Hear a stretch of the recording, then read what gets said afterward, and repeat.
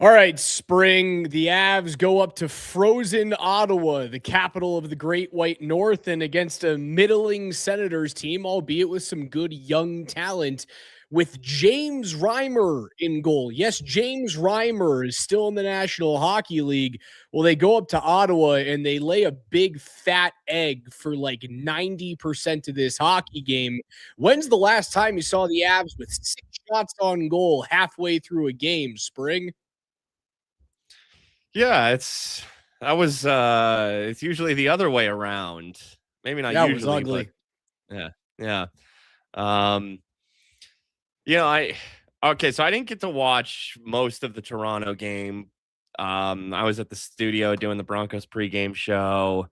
Then the Broncos played, but it looked like they just kicked their ass. Can we did they kick their ass? Pretty They much. kicked the It Leafs was a ass? it was a Okay. dominant Colorado victory, one that we've seen, 40 some odd times this year, 35 times, however many Sure. wins they have. Okay. So a little bit of a 180 here tonight. I knew that they weren't like 3-2-2 on the 7-game homestand. These are tougher opponents now on this. Detroit's one of the best teams in the East, and that's who they'll finish with. Montreal's next. Montreal's a step like Montreal, Detroit's a step above what they've seen so far. Ottawa should have been playing better this year. And again, it's the rumor, Raj, and maybe they're over it now. Maybe they bros be bros did. They're like, yo, bros are bro code. We got each other. All right. Yeah, we're hooking up with other girls and Olmark ratted us out, but you know what? We're in this together, guys. And Ottawa, they're over 500, right?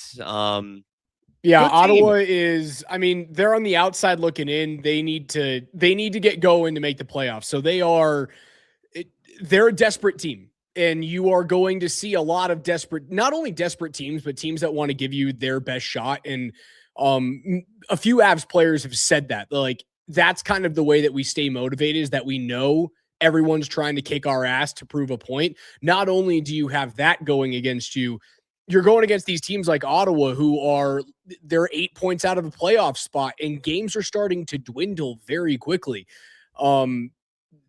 This team needs to get to the Olympic break, man. They look fucking over it. Well, yeah, okay. Look, when you don't have Landeskog and Taves, and talked about this after their last loss, you're not the elite anymore. You're not like on this other level.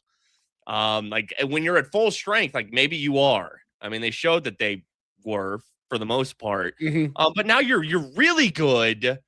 But we're seeing some of the teams they've lost to of late, and they're all plucky mid-level teams. And when you're not at the height of your powers and you don't play your best game, this is what happens. This is what happens when you have Victor Olofsson on your first line. I don't think that's a thing. I think I'm over that experiment. Gavin Brindley has not been that, holy crap, you could put him on the first line like sure, he was. Yeah, sure hasn't. And he got physically bullied tonight. It really kind of struck me tonight how I was like, damn, Gavin Brindley really hasn't done much. Now again, maybe he did something in the Toronto game. I really didn't see any of that. But from over the 7-game homestand, and when they missed when it was Nichushkin out of the top 6 earlier this year, Brindley stepped in. They're not able to find that 6th skater to step into the top 6 right now. Colton is out once again, so you don't have him. Look, it's funny because Parker Kelly had another good play, and Parker Kelly maybe has been that bottom 6 player of late that has kind of shown, and good for him because he's a former Senator. He scores in that building. He's been a really good find for this team. Sure has. But also it was not an overly. It really wasn't a Nathan McKinnon night at all. I thought Makar had a couple moments. Natchez tries to lay a hit in this game, and Artem Zub's tubes, his cheeks, just absolutely destroyed. I was kind of a nothing reverse hit. He just kind of stood there. And Nate just went down like a sack of potatoes. Thought he was hurt, like severely hurt there for a second. Speaking of hits, though, look, that Brady Tkachuk hit on Malinsky. Now, I don't know if the Avs power play does anything. You know what that was, Raj? a call that, what happened to charging? Can't remember the last charging penalty I've seen. I thought that was charging.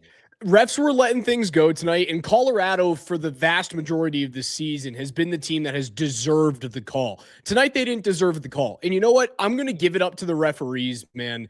Like, that was a little late, and everyone knows Tkachuk is going to take his liberties, and that's the reason why he is so good, right? He utilizes what he knows he's great at, and he tries to push that level every single game. And sometimes he toes over the line, and sometimes he's behind it. I thought he was towing over the line tonight, but I'll give it to the referees, man. Like, they looked at Colorado and they went, "Fucking earn it! Like, earn the call tonight."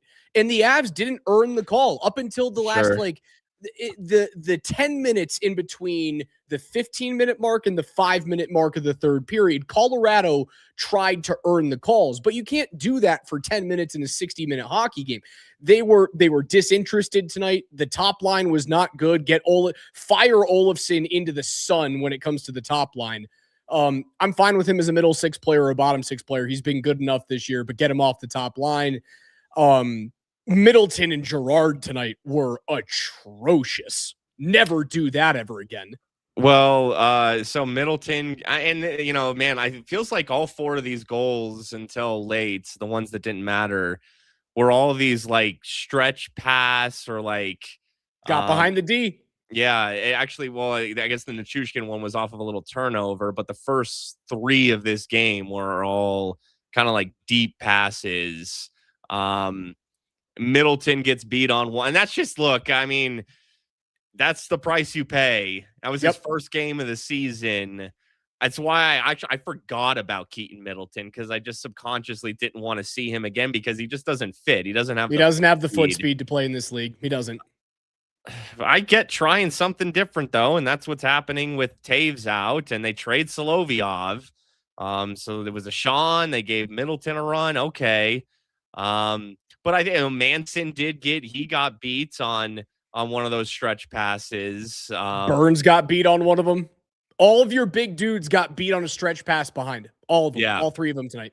Yeah. And I'm not saying like the little guys were good tonight either. Like Malinsky missed 4 nets. Makar missed 2 nets. And then on a golden opportunity to tie the game, decides to try and slide one back to the only covered player. If he's going to slide a puck there in the third, you have to try and force the puck back toward a McKinnon. He tries to go. I think it was Nelson who was in the slot. I could be wrong. Shoot the puck, dude. Like, you're the best offensive defenseman that we have seen in a generation.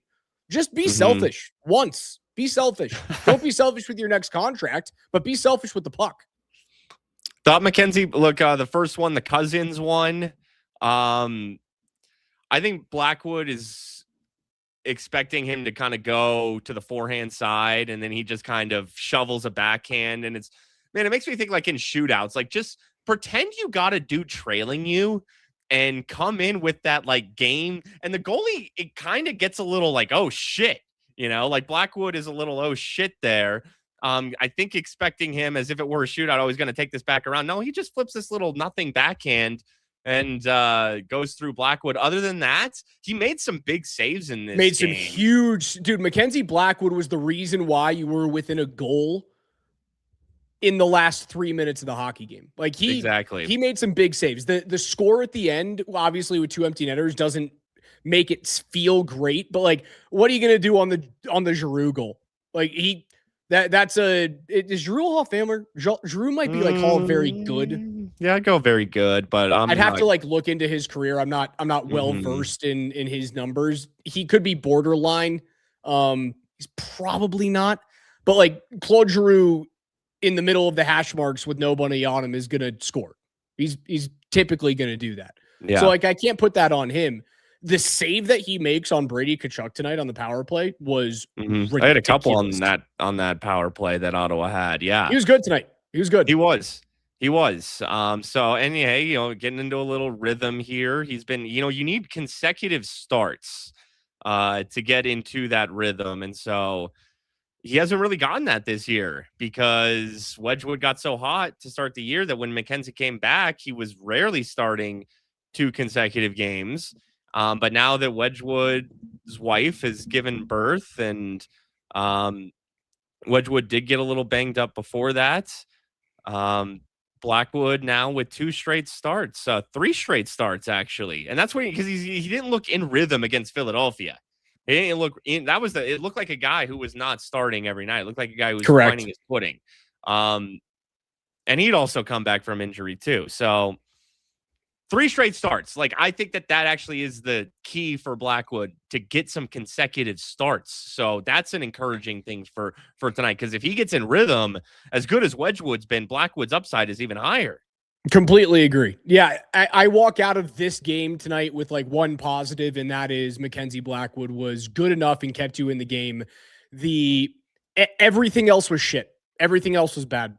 The first line was bad. The second line was okay. It's nice to see Nichushkin get on the board, but the defensive core was not good. The big dudes were bad. The skilled dudes didn't hit the net.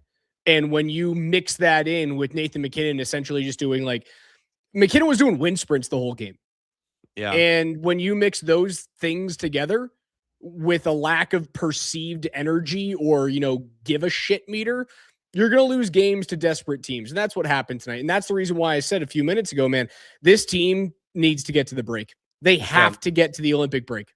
Well, again, on Ottawa, like they're a team that can make a push here. Like, I had them as a playoff team, and there's enough season left. They just crushed Vegas 7-1 on Sunday in Ottawa. That's an impressive. I mean, I don't care what you're beating Vegas 7-1. That's nice. I know that there's some losses before that for Ottawa, but still, maybe they're just getting hot right now. Tkachuk did miss some time this year. Getting everybody a little healthy and over that weird drama that might have just been nothing, but still, maybe they're just coming into form right now. That's why I looked at this 4-game trip and I was like, damn, this is sneaky tough. Right? Montreal and Detroit, those are legit. You play like that against Montreal and Detroit, yeah, you'll lose both. Easy loss. I like both those teams. You can't waste MacKinnon and Natchez. I know that maybe it was put Olofsson up there again because Landeskog's out and now Colton's out. Because maybe they can spark Olofsson. They'll bring out the best of him. But no, you can't. Remember when they used to split up Mikko and Nate? It just never works. Like, you got to load up. You always have to load up the Nate line. So Lehkonen needs to go back up there. Put Nichushkin up there if you want. In fact, I'm fine with that. Yeah, I get trying something and maybe Olofsson playing with them unleashes something in Olofsson, but it's too risky. It's just way too risky. You cannot waste the MacKinnon line. When he's out there, that has to be, even if the other three, like, that's the line that has to be going. Yeah, go back to the days where it was 3 forwards and nobody else, and MacKinnon's line was just dragging the Avalanche. Like, I'm okay with that, man. I thought everyone was outside of Blackwood. I thought everyone was shit tonight. I thought everybody was bad. And it was a frustrating game to watch. Again, Malinsky, I like the deal. 4 years, 4.75. That's great. It also opens up, like, the writing's on the wall for Sam Girard. He's gone either this year or he's gone the offseason. Like, that is what that deal tells you. The organization is ready to do that finally. They tried Keaton Middleton, and holy crap, that guy can't play in the NHL. Like, we learned that today. I think we learned that last year, but he just can't play. He can't keep up. When are they going to make the move? Because they have to. They absolutely have to make a trade for a depth defenseman. Like, that thing has to happen sooner rather than later. I want it to happen before the Olympic roster freeze. It doesn't need to happen before Montreal because, dude, trading Solovyov, like, I'm not saying this guy is okay, but he was like, compared to a Sean and Middleton, at least there was something there. So you are sacrificing your defense a little bit right now. And the Taves, look, it also does stem from the Taves injury, which sucks. I don't think he's due back. Have you seen an update on Taves? I haven't seen anything. I don't think, is he on the trip? I don't think he's on the trip. He's not on the trip. So, see, he's playing for Canada though, right? So, maybe he said he wouldn't play. He said he wouldn't play if his wife gives birth sometime like He said he's not leaving his wife until the kid comes. And the kid's not due until like I think the second week of February or something like that. What happened 9 months ago? Wedgwood, Taves, hell, O'Connor just a few weeks ago. Was 9 months losing to Dallas? Was there some passion? April 28th. Holy shit. Hold on. Springer, you might have this right on the head. Was that like, I hate you, Miko? Hold on. You might have this square on the head. You might have this square on the head. 2025 Stanley Cup playoffs. Where are Avalanche and Stars? View matchup. Game 7. May 3rd. It ended May 3rd. That's so the Avs. Was it after the first round series win? Well, they beat wait, no, that was the first round. I keep thinking my Spring, you're not no. You're not wrong here, man, because we're talking about a couple of weeks from right now. 9 months from today was April 28th. And what I was saying is that like his kid is due in like a week or two, which the Avs lost on May 3rd, which is a week after the April date that I just gave you. So we're kind of right there. That was some I'm sad, I need to bang sex. Or I need revenge. It was Dallas. An anger bang. It was more of an anger bang. We can't be doing this to these poor families. A combination of both, perhaps. Can't be doing this to these poor families. I mean, I can't remember at least three. Is there another player and a wife I'm missing? We're missing because no, just these three. O'Connor, Taves, Wedgwood. That's how bad. That is how bad the Avs were tonight. We are looking essentially through the ovulation cycles of Avalanche players' wags. We're just adding +9 to everything is what we're doing. It's called science. Guru goes, tell me I'm a star. Tell me I'm a star. Oh my gosh. Oh, you sickos. You sickos. Dude, they were so bad tonight. And I'm so happy that we get to turn around and have like an actual fun version of it. I know it's a couple games from now, but we got the home and home with Detroit. That's like legit Detroit and Colorado, two really good teams finally. Montreal's has been one of our favorite teams to watch over the past couple of years, start to like grow into themselves. These are going to be two really awesome games to finish up the road trip. I'm concerned about them. I'm concerned about these two games. Now, let me say this, though. When I say concerned, I mean that they could be losses. They are still 9 points clear of Minnesota now. 8 points clear of, or 10 points clear of Dallas. With 3 games in hand on Minnesota, 2 games in hand on Dallas. Eventually, this season, you're going to get a couple injuries. You're going to get just that's what's happening right now, and tired and close to a break, and other teams, start to believe in themselves, and they are maybe younger. They get a little better. Like you were just to keep that pace up, and the injuries really is the number one key. Without Landeskog, without Taves, mixing a Colton, whomever, you cannot keep that pace up. This league is too tight and too good. So right now, the Avs are a little vulnerable. And these teams that are coming into their, especially Detroit's really coming into their own. Like they have not let up, and Montreal's damn good. Dude, these are young, scrappy, hungry on their ice. It's still the top team in the NHL coming in. They're wounded. I'm a little concerned. Again, I agree. Big picture, I'm not concerned, but they could drop these two. For sure. Yeah, I think short term you should be concerned based off of how they've looked in 3 of their past 5 games. And you could probably expand that just a little bit more too. I'm not concerned long term because when those players are healthy, when you have Taves and Colton, and obviously you haven't had O'Connor all season long, but Taves, Colton, Gabe Landeskog, this team is just, they're dominant, like completely dominant. Even when they were that dominant, you and I were talking about the trade deadline. Like, where could they tweak just a little bit? And I still feel as though they need to tweak in those same spots. with those injuries and the lack of kind of energy around the team over the last 2 weeks, it's just making those holes. I can say holes is fine. It's making those holes feel a little bit bigger because you don't have those players to fill them. And I have to assume that Chris McFarland, again, he was in Columbus tonight. He wasn't with the team. He is out scouting. He is out looking and talking to GMs about who they can bring in as a third line center to be better defensively and bigger down the middle, because you always build teams through the middle. And I think it's very, very clear after the move away from Solovyov and the extension to Sam Malinsky, they're going to make a move on the left side to bring in a bigger, rangier defenseman. Again, that can skate in this league. But they want to go size. I think they're going to make both of those moves. Didn't your boy Carson Soucy just get traded? He sure did. He's now a member of the is he an Islander?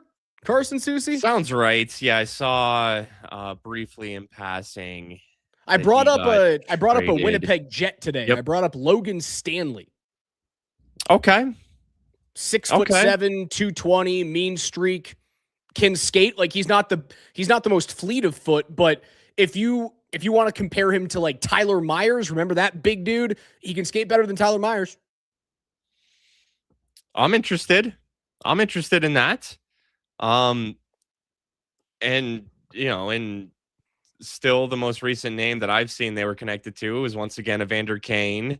But Artemi Panarin is not going to play for the Rangers so he's getting traded. They are protecting him from possible injury. You are not getting hurt. We are going to trade you, and we are making sure that we are getting good return on that asset. Probably not a fit, but shoot, I mean, you gotta know that Dallas and Minnesota are looking to make moves. I mean, they could be. Hey, you say Minnesota needs centers. What if they go for Panarin? They could do it. They could just look at it and say, did you see that the Wild are considering trading Jesper Wallstedt? Crazy, right? Because the reason why is because they have Philip Gustafsson signed through like 2031, and they know that when Wallstedt comes up in 2027 ? I think is when his rookie contract is over. They realize that like they can't afford both. So they're going to, trading Wallstedt over Gustafsson is nuts to me. To me also goes to show that they're just right now.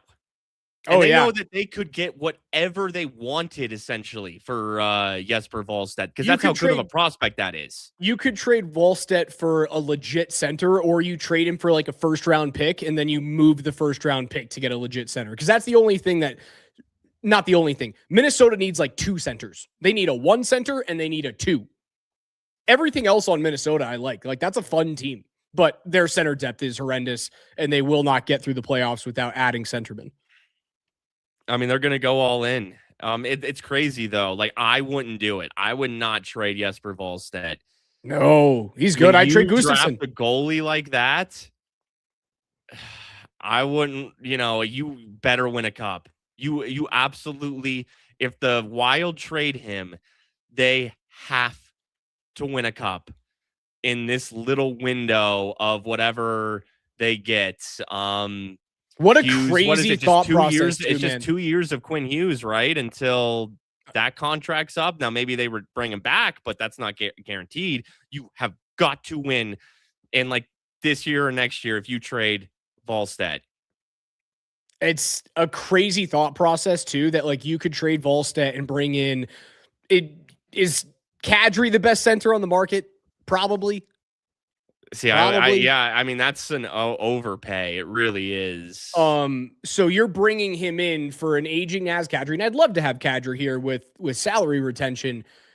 And it's the thought process of like, you would trade your future in net, knowing that you still have to go through both Colorado and Dallas to get to a Western Conference final, and then likely after either have to go through Edmonton again or go through Vegas, who looks good. So like you could be making that trade and have a very good chance of being bounced in the first round. That's how good the Central and the West is this year.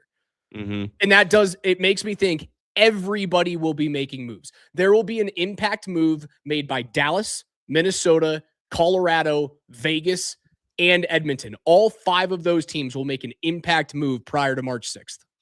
Vegas and Minnesota kind of already have, and yeah, there will be more. And I think they all recognize that Colorado is the team to beat, but I also do think they think they're beatable. Yeah. What would you say the flaw? Like, if you look at the Avs from the outside looking in, is how can we beat these guys when fully healthy? Even when fully healthy, yes. You can beat them. You can beat them on their bottom pairing D, and you can beat them if there is a lack of depth scoring. Like, if you take away the top line and just hope that depth scoring doesn't beat you, that's been the way that the Avs have gone out in the postseason the past few years. Now, we've seen Brock Nelson is scoring at a clip he's never scored at. And the last time that the Avs had a second line center that scored at a clip he never scored at, well, he did it in the playoffs, also got hurt, but still did it in the playoffs, and they won a cup.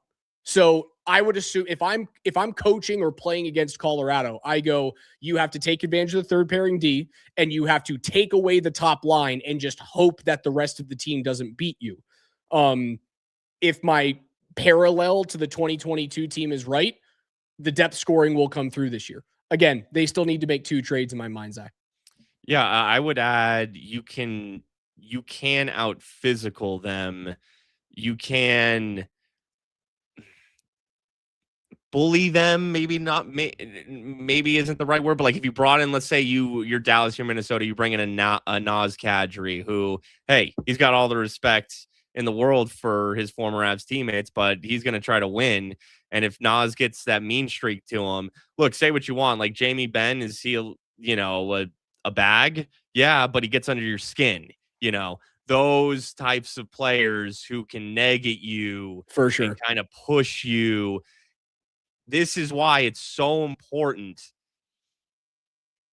with McKinnon and Necas on that top line. That third skater has to be physical. So Landeskog can do that. He's come back into form. We saw that in his last few weeks before he got hurt. So Landeskog could do that. Nichushkin could do that. I would worry in the playoffs about having a Lehkonen up there. It has to be either Landeskog or Nichushkin, like some size that like makes you. Why does Lehkonen worry you in the playoffs? He's done nothing but show you that he gets it done. Like, he just does everything right.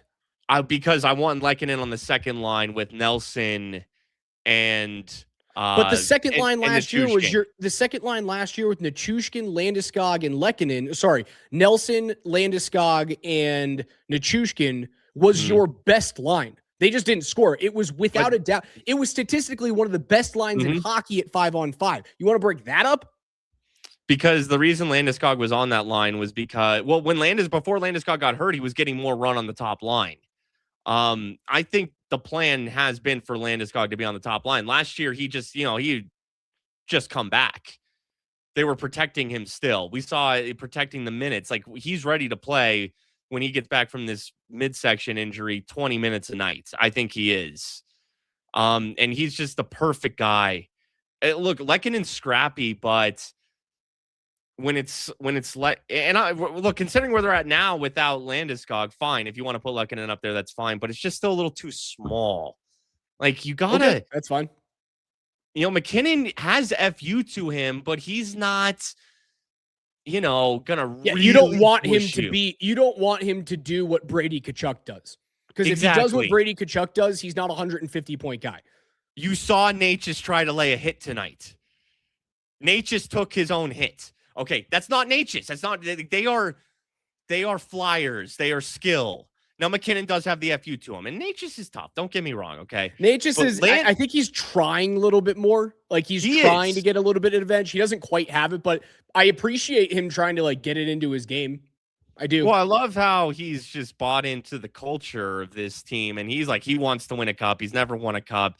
He sees his own level elevating. Like, he's become a star in this league almost, like that kind of like mid upper level star. Like, people now know who Marty Necas is because of what he's done next to Nathan McKinnon. But yeah, that's why you gotta be Landeskog's health is so important. The top six health is so important. Because you got to have that size up there. Teams are going to think we can out physical them even in the top 6.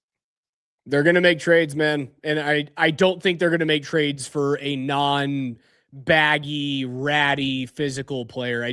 I just think that McFarland has hopefully learned from past mistakes of like, this is how teams play us and we need to find a way to combat it. Right. And I do firmly believe that because of the leaks that are coming out around the team of who they've been kicking the tires on. Like, I know a lot of people don't want Evander Kane, but when we talk about bags and physicality and stuff, that's kind of who Evander Kane is. So for me, that's proof that the organization has seen where they've failed, and they're at least kicking the tires on those types of players to bring in. Do I hope it's Evander Kane? No, I hope it's someone different, but it is telling me that they're like, yeah, we see this as a deficiency. There's something about it that I actually like.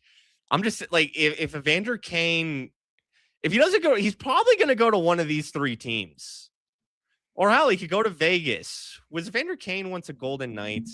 I don't think he was. Was he? I don't know. No, he was not. He was not. Okay. Kind of, maybe that's my future brain. Maybe he could be a Knight. But Evander Kane's one of those guys. It's certainly on the Oilers, because it's going to be one of these 5 coming out of the West. And he's probably going to one of the 4. I don't know if he goes back to Edmonton. So if the Avs face him, he was on Minnesota or Dallas in the second round, or maybe he goes to Vegas and it's in the conference finals. You play a team with Evander Kane on him, Avs fans are going to be like, fuck Evander Kane. Like, this guy's doing X, Y, and Z out there. I hate that guy. But guess what? That means it's a tight series. And that means that dude's getting under skin. And that means that it's effective. For sure. And the other team has notched a game or 2 because of antics like that. So do you want maybe some of that on your side? Because Spring, Kadri did bring some of that. Oh, he sure did. Sure did. Spring, there's a chance that when we come back, and we're gonna get out of here right now. When we come back on Thursday night after the Avs take on Montreal, there's a decent chance that there's a new Avalanche player.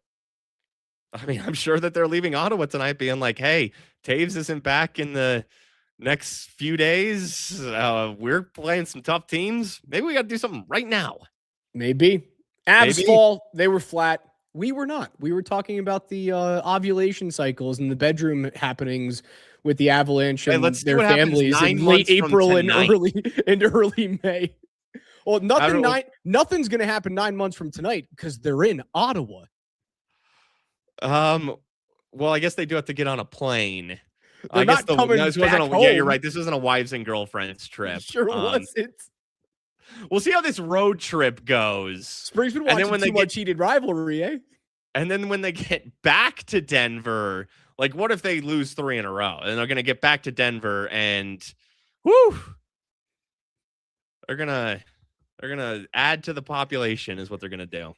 Get to the Olympic break, my friends. That's all we have to say. We'll talk to you guys on Thursday after the Avs take on the Montreal Canadiens. That's Spring. I'm Raj. It's Altitude 92.5. Love you guys.